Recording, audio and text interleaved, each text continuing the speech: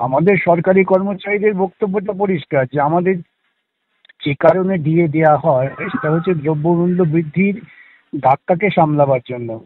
সেটাই যদি তোমরা না দাও তাহলে আর লাভটা কি হলো? তাহলে দ্রব্যমূল্য বৃদ্ধির ধাক্কা তো আমরা খেয়েই গেলাম। তাহলে ডিএ দেওয়ার যে মূল লক্ষ্য এবং কার্যকারিতা সেটাই নষ্ট হয়ে যাচ্ছে। সেভাবেই দিয়ে দিতে হবে, যেমন যেভাবে দ্রব্যমূল্য বৃদ্ধির সূচক বৃদ্ধি পায়। এটাই আমাদের বক্তব্য, আমরা বোঝাবার চেষ্টা করলাম আদালতকে। এটাই আমাদের যুক্তি। তো এখানেও ছিল, ট্রাইব্যুনালও ছিল, হাইকোর্টেও ছিল। সেই যুক্তি ট্রাইব্যুনাল গ্রহণ করেছে, হাইকোর্ট গ্রহণ করবে, সুপ্রিম কোর্টও গ্রহণ করবেন, এটাই আমরা আশা করি। এআইসিপিআই হচ্ছে সর্বভারতীয় ক্ষেত্রে সরকারের শ্রম দপ্তর। তারা জিনিসপত্রের দাম কেমন কেমন বাড়ে তার ভিত্তিতে একটা তথ্য বার করে। সেই তথ্যটা এই মামলার ক্ষেত্রে প্রযোজ্য হচ্ছে। 1982 সালে 100 টাকায় যে পরিমাণ জিনিস পাওয়া যেত, আজকে সেই পরিমাণ জিনিস কত টাকায় পাওয়া যায়। সেক্ষেত্রে দেখা যাচ্ছে 2005 সাল পর্যন্ত ছিল সেটা 536 টাকা, যখন এই আইন চালু হলো ডিএ দেওয়ার, মানে যে বিধি চালু হলো। তো সেটাকে ভিত্তি করেই আইনে বলা আছে যেমন যেমন ডিএ এই জিনিসপত্রের দাম বাড়বে তেমন তেমন ভাবে ডিএ দিতে হবে। এটা রাজ্য সরকার 2010 সাল পর্যন্ত দিচ্ছিল ঠিকই, যেমন ভাবে বাড়ছিল, কেন্দ্র দিচ্ছিল, রাজ্যও দিচ্ছিল, কোনো রকম বিরোধ ছিল না। 2011 মমতা ক্ষমতায় আসার পর থেকেই তারা এই ডিএ নিয়ে কারচুপি শুরু করেছে। এটাই হচ্ছে সবচেয়ে বড় সমস্যা। সেই জন্যই বিচারপতিরা গতকালে প্রসঙ্গত বলেছিলেন যে মহাজনী কারবারের মতো করছে এরা, তোমাদের টাকাটা না দিয়ে সেই টাকা অন্য কাজে লাগাচ্ছে। এটা তো আমরা তার অন্য কোনো বিষয়ে যাইনি, কিন্তু আমরা যেটা বলেছি যে আমাদের পাওনাটা দিয়ে দাও তোমরা।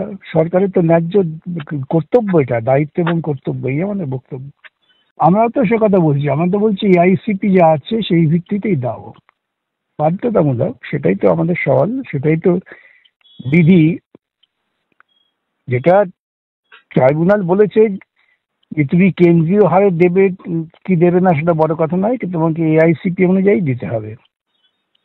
আমরা এটা বলতে পারি যে আমাদের সওয়ালে আমাদের মনে হচ্ছে বিচারপতিরা গ্রহণ করছেন, এইটুকু মনে হচ্ছে।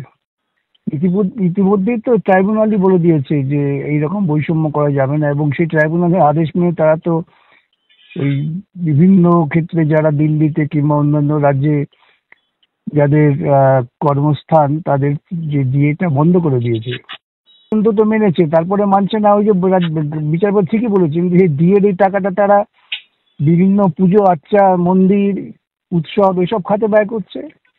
তা কি করে বলবো আমি, সেটা তো বলা যায় না। এভাবে তো স্পেকুলেট করা যায় না। আমাদের সওয়াল করার দায়িত্ব আমরা সওয়াল করে দিয়েছি, কারণ বিচারপতিরা তাদের মতো করে সেটা বুঝবেন, বুঝে তারা রায় দেবেন, কবে দেবেন তাতে আমরা বলতে পারবো না। আমি তো রাজ্যের কর্মচারী চিরকালই বলছি এটা লড়াই করে আদায় করতে হবে। আদালতের রায় একটা হাতিয়ার হতে পারে, কিন্তু আসল তাদের লড়াই করতে হবে। রাজ্য সরকারি কর্মচারী যদি ঠিক ঠিক পদক্ষেপ নেন তাহলেই সর্বত্র হবে। আসলে রাজ্য সরকারি কর্মচারীদের মধ্যে একদল আছেন যারা তো মনে করেন যে মমতা বন্দ্যোপাধ্যায় সরকারের দালালি করলে পরে তাদের বেশি সুবিধে, সেই সুযোগটাই তো। দেখুন, ডিএ এআইসিপিআই অনুযায়ী দিতে হবে, এটা রোপারোল 2009-এ লেখা আছে। এই 2009 সালে যখন বামফ্রন্ট সরকার ছিল তারা এই রোপারোল 2009 যেদিন পাবলিশ করলো সেই দিনে আরো দুটো নোটিফিকেশন পাবলিশ করে বললো রোপারোল 2009-এ বললো ডিএ দেওয়া হবে এআইসিপিআই অনুযায়ী। আর ক্লারিফিকেটরি দুটো মেমোতে বললো যে 2000 এটা রেট্রোস্পেক্টিভ ইফেক্ট বলে দিল রোপারোল 2009-এই, যে 2006 থেকে এটা ইফেক্টেড হবে। আর ক্লারিফিকেটরি দুটো মেমোতে বললো 2006 থেকে 2008 পর্যন্ত এরিয়ার দিয়ে দেবো না, 2008 থেকে 2009 পর্যন্ত কি রেট হবে আপ টু 16% পর্যন্ত বলে দিল। তারপরে এআইসিপিআই অনুযায়ী দিয়ে দিতে হবে, সেটা রোপারোল 2009-এ বলা থাকলো। তার মানে কি 2009-এর পর থেকে যা যা হবে সেটা এআইসিপিআই অনুযায়ী। 2010 পর্যন্ত বামফ্রন্ট সরকার ছিল, 2011-তে মানে 11-র মে মাসে মমতা ব্যানার্জির সরকার এলো। এই যেই মমতা ব্যানার্জির সরকার এলো এরা ডিএ দিতে বঞ্চিত করে দিল, একেবারে এআইসিপিআই মানলই না। কিন্তু রোপারোল 2009 তো ফ্রেম হয়েছে আন্ডার আর্টিকেল 309, ওটা কনস্টিটিউশনালি বাইন্ডিং এফেক্ট আছে, ফান্ডামেন্টাল রাইট নয়, কারণ ফান্ডামেন্টাল রাইট চ্যাপ্টার 3। কিন্তু আন্ডার আর্টিকেল 309 যখন তুমি একটা রোপারোল ফ্রেম করছো তখন তার কনস্টিটিউশনের বাইন্ডিং এফেক্ট আছে। যেমন রাইট টু প্রপার্টি, এটা হচ্ছে right to property is not a fundamental right now, but ওটা কনস্টিটিউশনাল রাইট। তাহলে কনস্টিটিউশনাল রাইট, যেমন এই right to property is a constitutional right, as well as ডিএও এই ধরনের একটি কনস্টিটিউশনাল রাইট। ফলে রাইট টু প্রপার্টি যেমন একটা কনস্টিটিউশনাল রাইট, ডিও হচ্ছে কনস্টিটিউশনাল রাইট, তার কনস্টিটিউশনে বাইন্ডিং এফেক্ট আছে।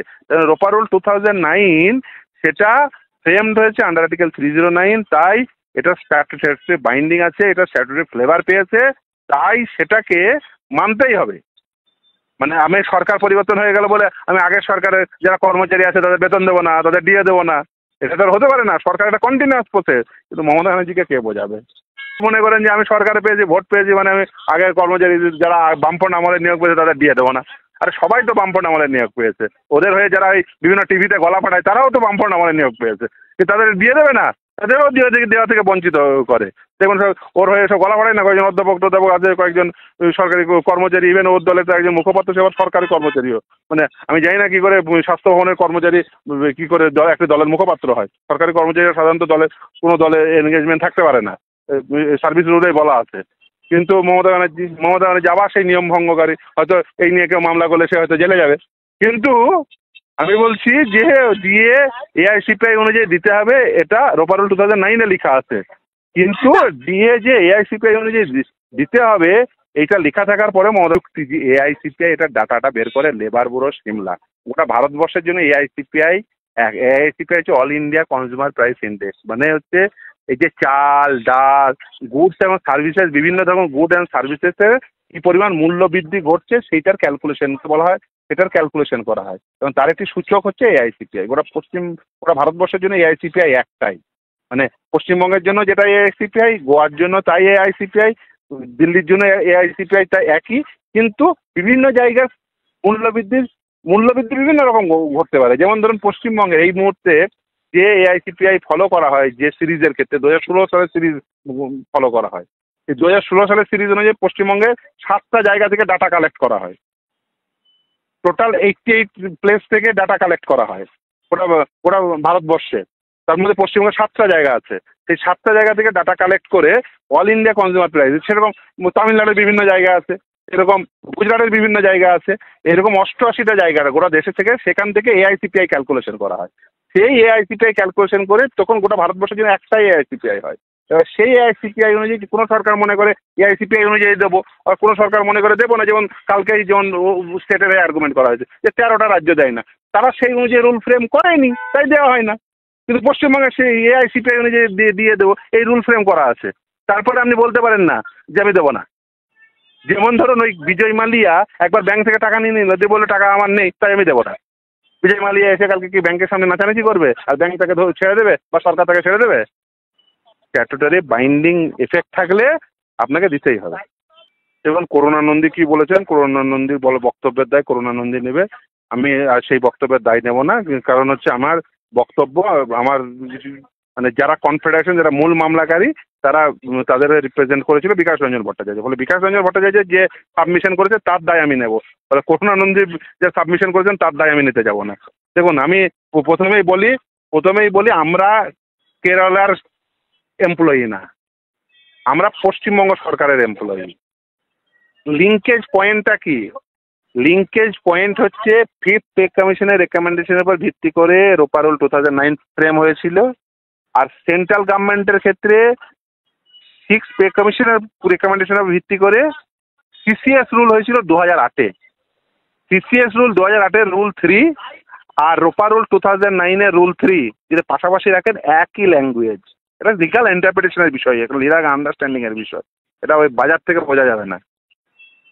ল্যাঙ্গুয়েজ সেম টু সেম, যে ওই যেমন সেন্ট্রাল গভর্নমেন্টেরও একই ল্যাঙ্গুয়েজ, এক্সিস্টিং এমোলমেন্টে dearness pay ought to be 536 within bracket 1982 is 100। অর্থাৎ এখানে ওই কেরলের এর সাথে আমাদের এর কোনো সাযুজ্যতা নেই, আমাদের সাযুজ্যতা রয়েছে সেন্ট্রাল গভর্নমেন্টের সাথে। তাহলে তো আমরা কেরলের উদাহরণ দিয়ে আমরা মামলা করতাম, কেরলের উদাহরণ দিয়ে তো আমরা মামলা করিনি। আর সেন্ট্রাল গভর্নমেন্টের প্যাটার্নটা যদি ফলো না করতে চান তাহলে এআইসিপিআই ডাটা প্রতি মাসে রিলিজড হয়, তাহলে প্রতি মাসে নতুন করে দিয়ে দিতে হবে, প্রতি মাসে ক্যালকুলেশন করতে হবে। সরকারের কর্মচারীরা শুধু ক্যালকুলেশনেই ব্যস্ত থাকবে, অন্য কোনো কাজ করতে পারবেন না। দেওয়া হয় কনভিনিয়েন্সির জন্য। এটা রোপা রুল 2009-এ এটা বলা আছে এবং রোপা রুল 2009 ফ্রেম হয়েছে আন্ডার আর্টিকেল 309 ফিফথ পে কমিশনের রেকমেন্ডেশনের উপর ভিত্তি করে। আর এই ফিফথ পে কমিশনের রেকমেন্ডেশন যে অ্যাকসেপ্ট করেছে সেটাও বলা আছে নোটিফিকেশনে, একই ডেটের নোটিফিকেশনে। সেই জন্য বিকাশ রঞ্জন ভট্টাচার্য দেখিয়েছে 3টে নোটিফিকেশন, এই 3টে নোটিফিকেশন একই ডেটে রিলিজ হয়েছিল। রোপা রুল 2009 যেদিন রিলিজ হয়েছিল সেটা নোটিফিকেশন নাম্বার ছিল 1690, আর ওই একই ডেটে 1691F আর 1692F রিলিজ হয়েছিল। এই 3টে একসঙ্গে পড়তে হবে, তবেই আপনি এই বিষয়টিকে বুঝতে পারবেন যে ডিএ দিতে হবে এআইসিপিআই অনুযায়ী। এবং সেন্ট্রাল গভর্নমেন্টের প্যাটার্ন যদি আপনি না ফলো করতে চান, well and good, pattern follow করেন না, তাহলে প্রতি মাসে ডিএ দিতে হবে কর্মচারী, প্রতি মাসে ক্যালকুলেশন করতে হবে।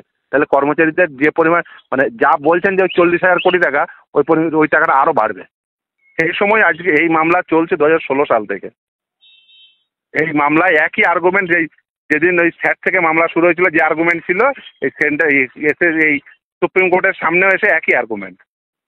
আচ্ছা, এই 2016 থেকে 2025 পর্যন্ত একই আর্গুমেন্ট এবং সবার হেরে ওই একই আর্গুমেন্ট বারবার দিচ্ছে।